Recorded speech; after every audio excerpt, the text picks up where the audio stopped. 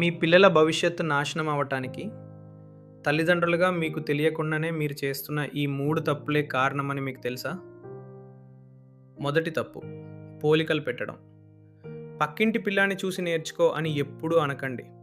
ఇలా పదే పదే అనటం వల్ల వాళ్ళలో ఆత్మవిశ్వాసం చచ్చిపోయి మీ మీద కోపం పెరుగుతుంది. రెండవ తప్పు పిల్లలు ఏడ్చారు కదా అని అడిగిన వెంటనే వస్తువులు కొనివ్వటం.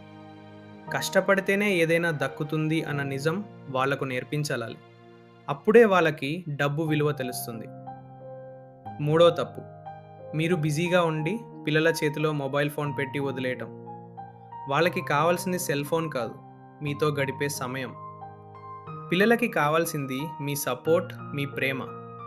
ఈ మాట నిజమనిపిస్తే ఈ వీడియోని ప్రతి తల్లిదండ్రులకు షేర్ చేయండి.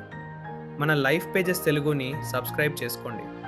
తల్లిదండ్రులు చేసే ఈ తప్పుల గురించి పూర్తిగా వివరిస్తూ చేసిన ఫుల్ వీడియో లింక్ కింద ఇచ్చాను. మీ పిల్లల భవిష్యత్తు కోసం ఖచ్చితంగా చూడండి.